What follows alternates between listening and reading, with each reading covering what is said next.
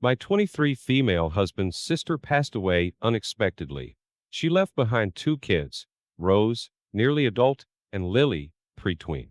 My husband, 26, and I live on the East Coast. My husband's only other family is his mom, who lives in her boyfriend's small house. She's retired and doesn't make much. They don't have much room and can't afford two kids. The older girl, Rose, plans on sleeping on their couch till she goes off to college next year. That leaves Lily. Lily's staying with them for now, but my mother-in-law really can't care for her long-term for many reasons. Mother-in-law's boyfriend also said he wants her out of his house. So, my husband and his mom want us to take Lily so she doesn't go into foster care. I'm pretty against this for many reasons. My husband is not responsible enough to be a parent.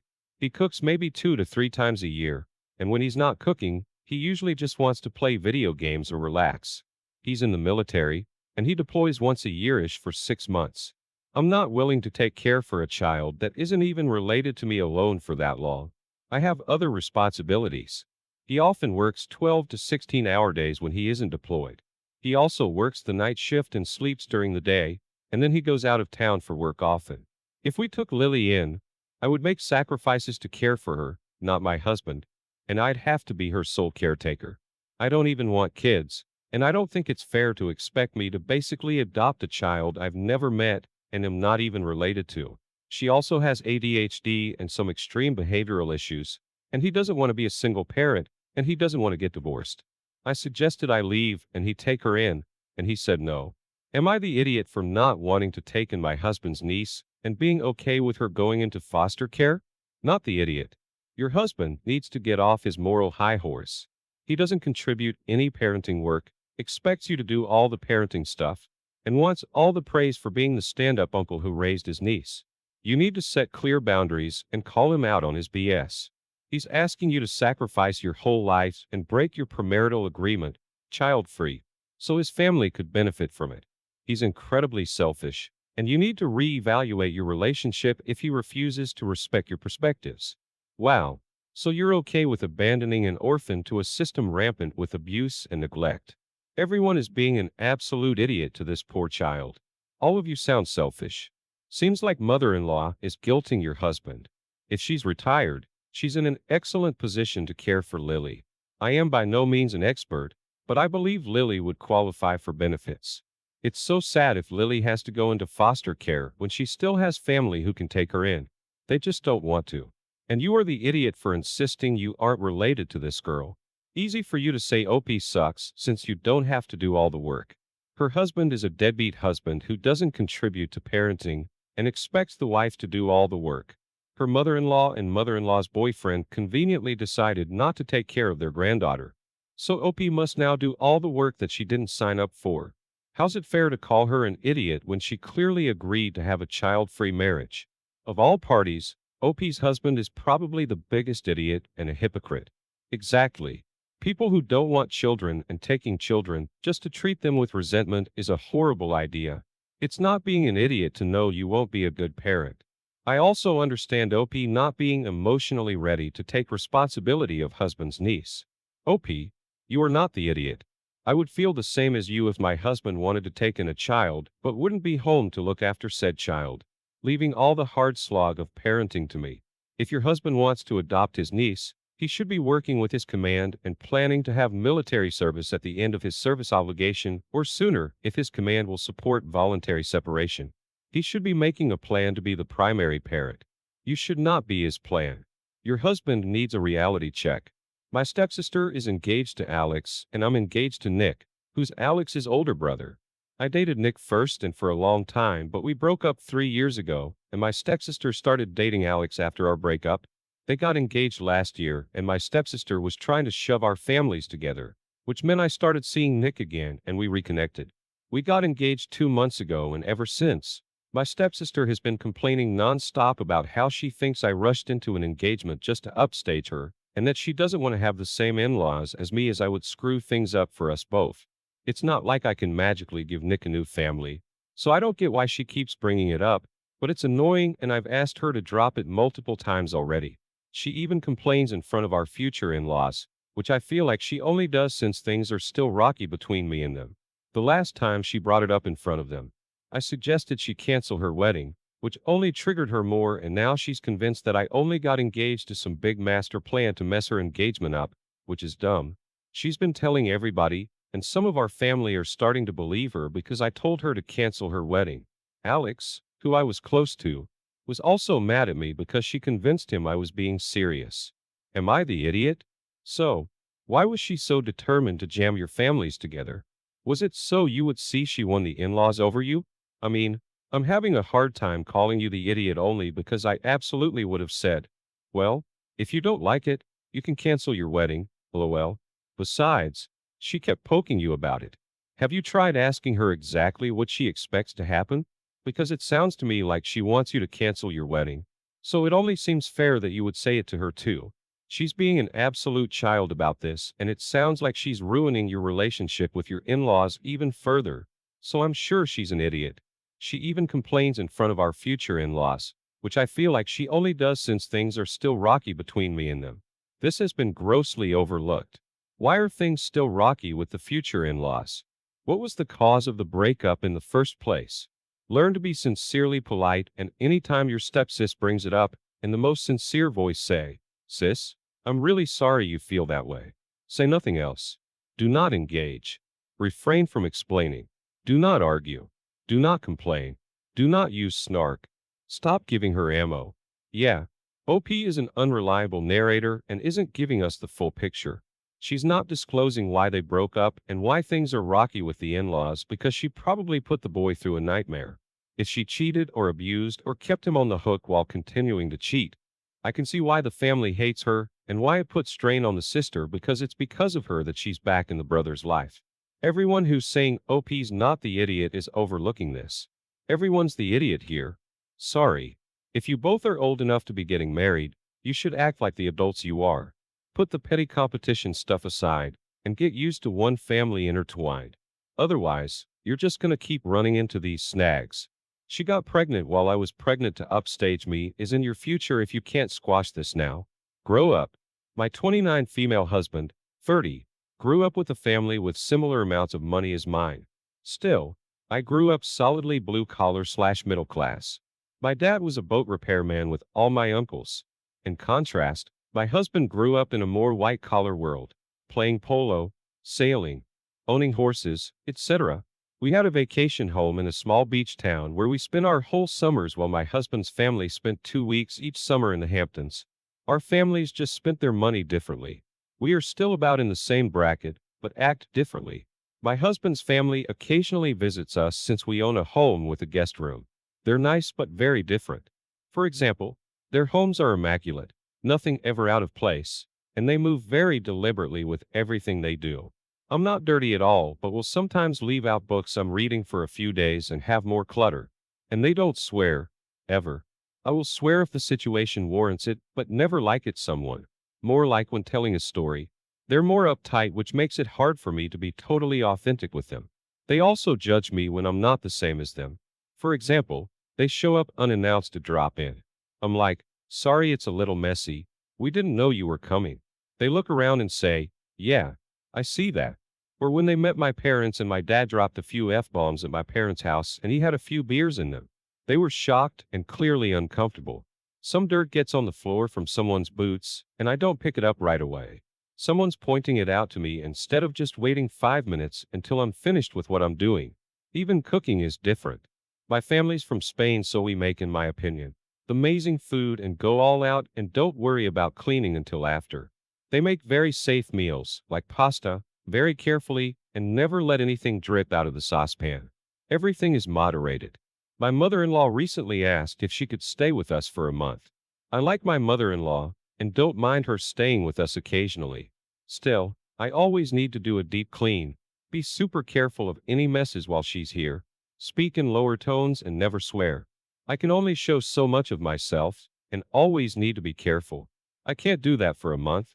I told my husband no, and he got upset. He said I'm more open with my family and I should open up to his family. I told him I couldn't because they say they want to be close, but then judge me every time I do something less classy than them or act differently. He told me I needed to just ignore them and be myself and allow them to come over. I refused. He's angry and now we're at a stalemate. Am I the idiot? I'm sorry, this isn't a class issue when you grew up privileged enough to have a vacation home you lived in all summer. His family's uptight. Yours isn't. That's the drama. Cease and desist all claims of being blue collar. You are the idiot, Opie. This is a good way for them to decide if they really want a closer relationship. Let them come and be yourself. She doesn't like the mud the boots tracked in. Here's the broom. Wants to clean the kitchen before eating? We'll be eating. Has a judgy look on her face? Ask if there's a problem. She'll either start relaxing or she won't. Either way, you get to keep living your best life.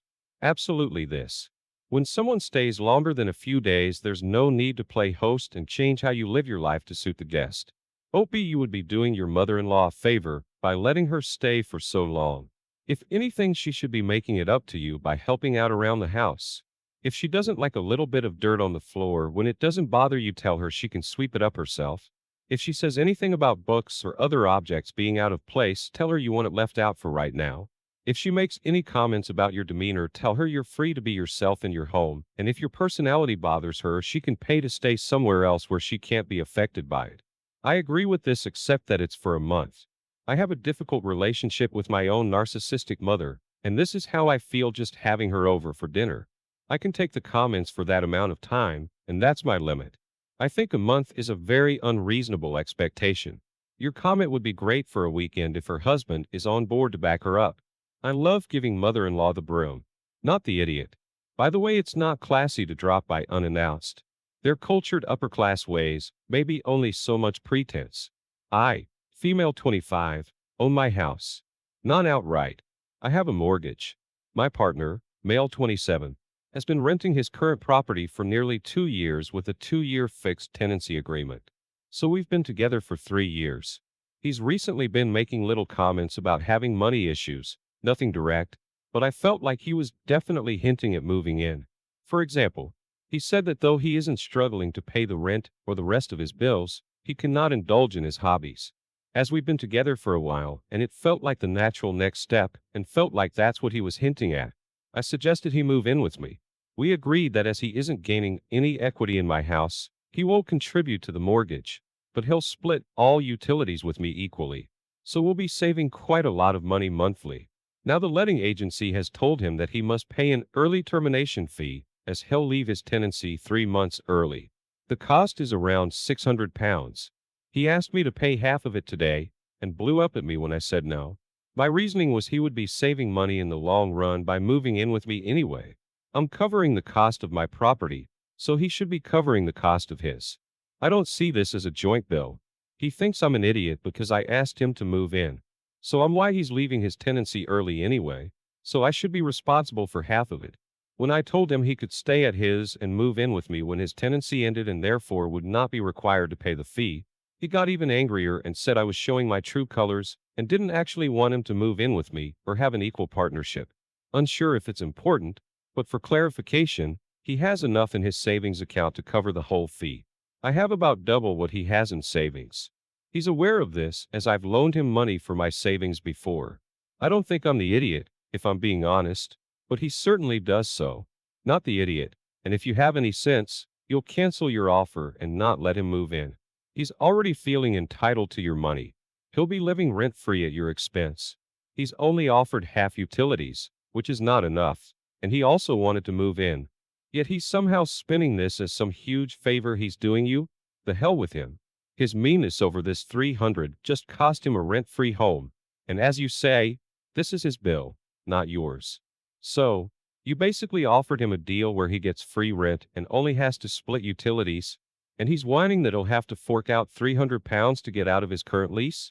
Do you really want to share a house with someone like that? It's a huge red flag. You are the idiot if you roll over and let him freeload off of you. His behavior is a warning of what will come every time you don't agree with what he wants. Consider carefully if you want to live with a man who blows up at you when you don't follow his orders. My boyfriend, 23, just moved in with me, 23 female, a week ago, cross-country from our same home state. I moved at the beginning of January, and he recently found a job and moved here, leaving all his family and friends in the home state, but I made it very clear not to move just for me, only if it's what he wants. While my boyfriend loves playing video games and playing with his home friends, and I understand he's far away and he misses them, but he plays from 3 p.m. to midnight almost every day, leaving no time for us to hang out. My birthday recently happened, and he asked to play video games that day. I was shocked and upset and went for a walk by myself. He ended up playing video games for hours on my birthday and didn't plan anything for me, didn't give me flowers or even a cake. The next morning, I felt he was talking bad about me to his friends group chat, which I knew they had done before. So, the morning after my birthday, I checked his phone. He accused me of guilt-tripping him into spending time with me because it was my birthday, when he clearly didn't want to hang out with me. I've never gone on his phone before. I felt very guilty and later apologized. I'm not sure if the fact he didn't want to spend time with me, even on my birthday, hurts the most, or that he sees hanging out with me as so miserable and annoying. I brought this up to him, and he just got mad that I went on his phone and refused to talk. I've asked multiple times, and he keeps saying no. I want to work this out, but I feel like not even acknowledging or apologizing for speaking badly about me behind my back shows that he doesn't really care. I'm giving him one more day to be mad, and if he refuses to talk, I'm asking him to move out. It was my apartment first, and he's only paid the $70 application fee. No rent, water, or electricity yet. Am I the idiot for telling him to move out and leave after he just moved cross-country for me? Edit. I do most of the housework. I cleaned the entire apartment by myself today while he was out golfing. So, in addition to the excessive amount of gaming he does, he also takes time to golf, but has no time for your B-day? Give me a chair. You are not a girlfriend. You are a mother. He's essentially getting a free ride to work and play games. He's earning and presumably saving all his money while you slowly go broke. You need to answer for yourself whether you want this golf, on top of everything else. Jesus. Not the idiot, but are you sure he moved in to be with you? Or because it's easier than finding his own place? Sounds like he's waiting for something better to come along. And he doesn't care about the relationship. If he did, he wouldn't spend all evening playing games, at least not immediately. He plays 9 hours of video games almost every day? Like 9 hours? That's absurd. He literally works, sleeps, has friends, and has video games. There is zero room for OP anywhere in that life. Ask him to move out and dump him while you're at it. He's showing you where his priorities lie. Believe him when he says it's not you.